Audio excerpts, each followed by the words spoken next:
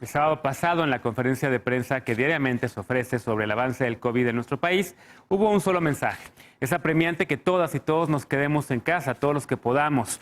La velocidad de contagios diarios se está acelerando y de no quedarnos en casa, la cantidad de personas infectadas que requieran hospitalización va a rebasar la capacidad de atención que puede ofrecer México. ¿Qué implicaría esto? El subsecretario de Salud fue bastante claro. Muertes innecesarias. Veamos el contexto. Es muy simple el mensaje. Quédate en casa. El subsecretario de Salud, Hugo López-Gatell, aseguró que es impostergable frenar la velocidad de transmisión y permanecer en casa hasta el próximo 19 de abril. Los contagios de COVID-19 crecerán exponencialmente. Quedarse en casa no evitará la propagación del virus, pero sí retardará su velocidad para que cuando México llegue a la fase 3 de transmisión, los hospitales tengan capacidad suficiente para atender los casos graves. López-Gatell enfatizó que quedarse en casa evitará que la curva de contagios crezca y se acumulen tantos contagios como en España, Italia, Francia, Alemania y Estados Unidos. Según las cifras oficiales, los adultos jóvenes en edad productiva han sido el grupo más afectado por COVID-19, así como los mayores de 65 años. El llamado de las autoridades a quedarse en casa para mitigar la expansión del virus no ha funcionado hasta ahora, pues solo 30% de la ciudadanía está cumpliendo con la recomendación y que no es deseable suspender las garantías constitucionales y usar la fuerza pública para obligar a las personas a quedarse en casa, pues si llegamos a ese punto ya será demasiado tarde. Punto y contrapunto. Bueno, ahí está el primer tema a discutir esta noche. Yo nos acompaña vía remota Andrea Santiago, ella es coordinadora de la causa Trabajadoras del Hogar en la organización Nosotras. ¿Cómo estás? Qué gusto saludarte, te veo, pero no te oigo, a ver si podemos arreglar el audio. También está con nosotros vía telefónica Lisa Sánchez, directora general de México Unido contra la Delincuencia. ¿Cómo estás, Lisa? Muy bien, Genaro, con unos problemitas de conexión, pero contenta de estar con ustedes. A veces los arreglamos ahorita para poderte ver. Alfredo Lecona, activista, analista y cumpleañero. ¿Cómo estás, querido Alfredo? Muy feliz cumpleaños. Muchas gracias, querido Genaro, aquí en su sano festejo. En su sano festejo a la distancia. Eder Guevara, fundador de Morena y antropólogo. ¿Cómo estás, Eder?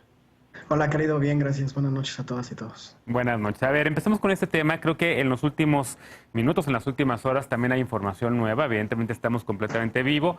Y una de esas informaciones es que ya se decretó emergencia sanitaria en nuestro país, que no es contingencia, que es lo que realmente dice la ley, sino emergencia con muchos limbos, con muchas preguntas, Eder, respecto a cuáles son las medidas. Anunciaron 7 de ellas, no han cerrado todavía o ordenado cierre de negocios, de restaurantes, de hoteles y demás. ¿Cómo lo ves? ¿Es suficiente con esto para detener el avance de la pandemia?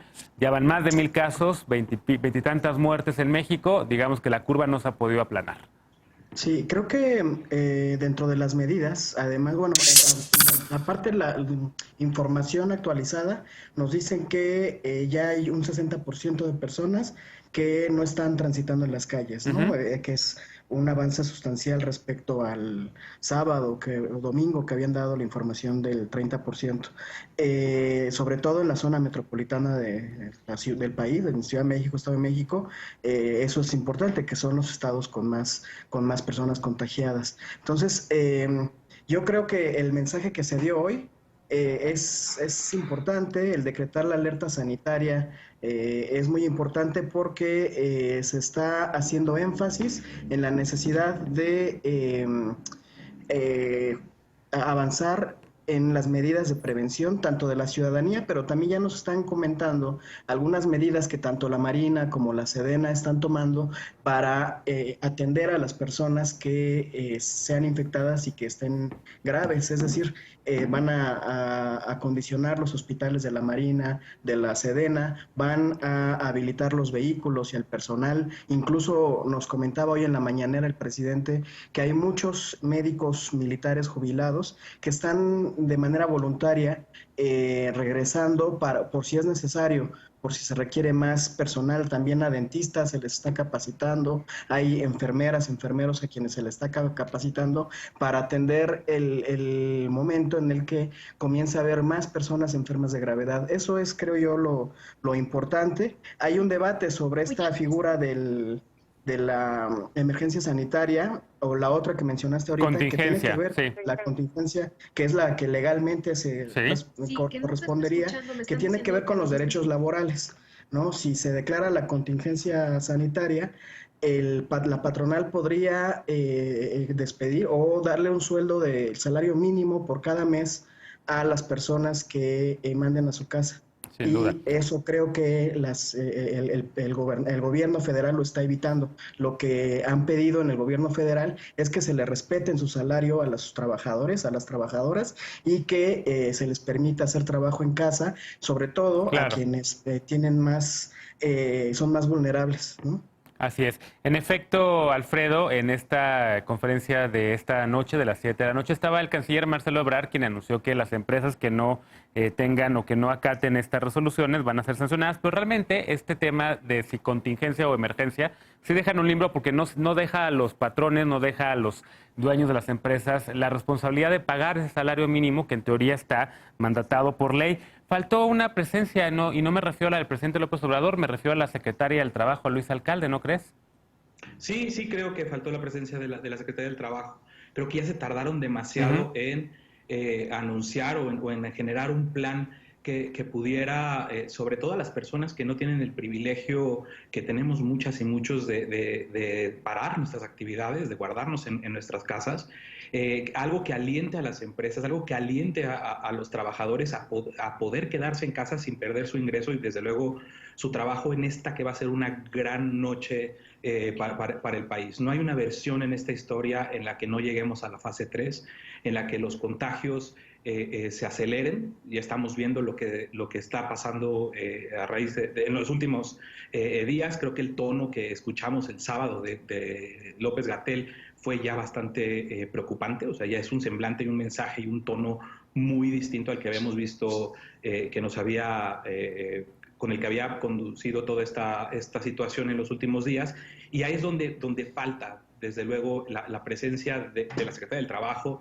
Yo no sé qué hace ahí el canciller Marcelo Ebrard, francamente, no me quedó muy claro cuál era su papel o qué tipo de vocería va a ejercer ahora parcial o de qué forma en medio de todo esto, pero creo que ya la conferencia misma de hoy ya no era... Para el momento en el que estamos, que es de transmitir un mensaje, y que el mensaje es quédate en casa, quédate en casa, quédate en casa.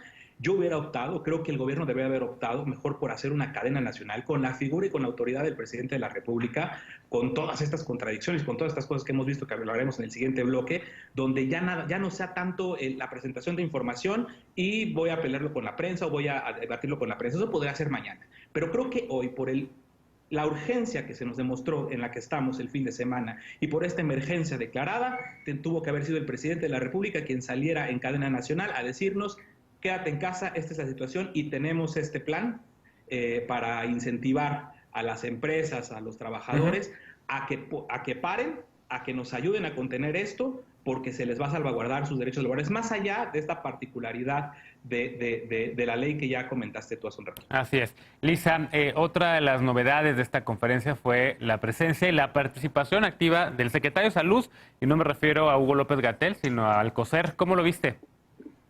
Pues mira, lo vimos presente, pero sin embargo todavía, como bromeaba alguien en Twitter, que estaba ahí simplemente para hacer escala de grises con la secretaria de Gobernación, Olga Sánchez Cordero, un poco porque genuinamente se les ha visto bastante desdibujados en esta respuesta como miembros clave del gabinete de Andrés Manuel López Obrador. Evidentemente se esperaba que fuera la secretaria de Gobernación la que leyera los anuncios o los acuerdos del Consejo de Salubridad. No fue así, fue Marcelo Ebrard a la ocasión, además de los anuncios de la repatriación de mexicanos que aún se encuentran en el exterior. Y muchas veces, pues, digamos, la sensación sigue siendo la misma, ¿no? El vicepresidente de facto, Marcelo Ebrard, que está ahí para resolver todas las crisis, y el secretario de Salud de facto, que es Hugo López-Gatell. Si me permites, Genaro, a mí lo que más me preocupó de la conferencia que vimos hoy son las cifras que presentan de capacidad actual y la capacidad de conversión.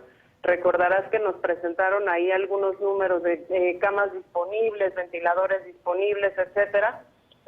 Y aunque yo celebro de verdad los esfuerzos loables que se están haciendo para poder aumentarla y el hecho de que se nos estén presentando estas cifras para saber específicamente en qué etapa estamos y de qué servicios vamos a echar mano, no deja de preocuparnos que en la etapa 2 de reconversión de los servicios de de salud, hay 5,000 camas adaptables para ventilador de las que se podrían echar mano, ¿no? Y necesitamos, y digamos, llegaríamos a un número máximo de 13,211 enfermeros o enfermeras y médicos especialistas, ¿no? Que tendríamos ahí un déficit también importante de 2,700 médicos, cuando estamos hablando, según lo que hemos leído y lo que sabemos de otros países, de todos modos, de estimaciones que están todavía por debajo, operando un poco en el escenario más optimista de que de verdad las personas atendamos llamado de estancia en casa corresponsable, como se anunció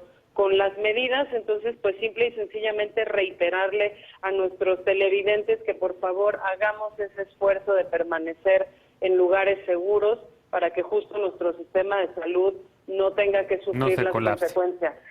Así es. Andrea, ¿cómo lo viste tú? ¿Qué destacarías de las medidas anunciadas hoy y de, por supuesto, las medidas desde el sábado, cuando el subsecretario Hugo López-Gatell pues empezó ya más enfáticamente a decir quédate en casa si puedes? Quédate en casa si puedes. Sí, pues yo creo que justamente todas las personas que estamos trabajando, sobre todo con grupos de trabajadores en la economía informal, estamos preocupadísimos porque todavía no se dan ahora sí que a conocer las medidas en materia de desempleo, de despidos injustificados, es decir, cómo van a proceder las autoridades para que justamente se sostenga a estos trabajadores que viven en situación de gran vulnerabilidad y que ya estamos viendo los efectos, los despidos, los descansos sin pago, etcétera. Entonces, yo creo que algo que se ha faltado muchísimo es ver más a la secretaria de Trabajo, anunciar cuáles van a ser las medidas y los protocolos que se tomen para que justamente el tema de la sana distancia pues pueda ser ejercida, ¿no? Porque finalmente lo que sí estamos viendo es que hay como un castigo social hacia quienes siguen saliendo, pero falta también falta el Estado que salga a decir cuáles son las medidas para que justamente se proteja a estos trabajadores que hoy no pueden dejar de trabajar y que hoy están más expuestos que nunca. ¿Falta empatía, dirías, por parte de la sociedad o por parte del Estado o de ambas? Yo creo que de ambas. Yo creo que sí hay una falta de empatía. Yo creo que hay muchos grupos de trabajadores en la economía formal, mucha gente de estratos muy privilegiados que justamente han podido tomar ellos mismos las medidas de distanciamiento social, pero creo que sí hay una brecha muy grande de conocimiento de cómo está el otro. Entonces, el Estado, no sé si no es que no ha sido empático, simplemente ahorita lo que vemos es que está rebasado y creo que se ha puesto mucho el foco en atender esto como una emergencia en materia de salud, pero es también una emergencia en materia económica, social, política y de seguridad. Entonces, si no lo vemos desde esa dimensión mucho más integral, pues ciertamente nos quedamos cortos y todas las medidas que se tomen pues van a tener un gran hueco y una pata de donde cojean. Eder, 30 segundotes para un contrapunto. Es evidente que hay muchos vacíos, todavía se tienen que dar respuestas. Yo coincido en que a todas las personas que trabajan en la informalidad o a las personas que no tienen las posibilidades de resguardarse en sus hogares desde ya, se les tendrá que dar alguna solución. Ahorita la prioridad del gobierno federal fue, durante la primera fase prácticamente, darle cierta solvencia económica, lo mínimo, a adultos mayores y a personas con discapacidad que son en muy buena medida quienes más se pueden ver afectados por el virus. Bien, ahora hace falta también comenzar a dar respuestas a este que es el sector más amplio de la sociedad. En el siguiente segmento vamos a hablar también un poco al respecto, pero definitivamente tenemos una crisis económica que está arrastrada por el neoliberalismo y tal, ya sabemos pues, pero es una crisis que tenemos en este momento y que se evidencia y se acentúa mucho más con esta emergencia de salud que tenemos encima, que además, como bien dice la compañera, pues es una crisis económica y humanitaria. Bueno, déjenme hacer una pausa, vamos a volver con más de este tema, porque en solo 2 días el presidente López Obrador visitó 4 entidades, lo hizo este fin de semana. El domingo, que fue la que llamó más la atención, en Badiraguato, Sinaloa, López Obrador, el presidente, saludó a la madre de Joaquín Guzmán, el Chapo. El encuentro generó ya toda clase de reacciones. ¿Tú qué piensas? Regresamos a Punto y Contrapunto a debatir este tema y yo reviso tus tweets.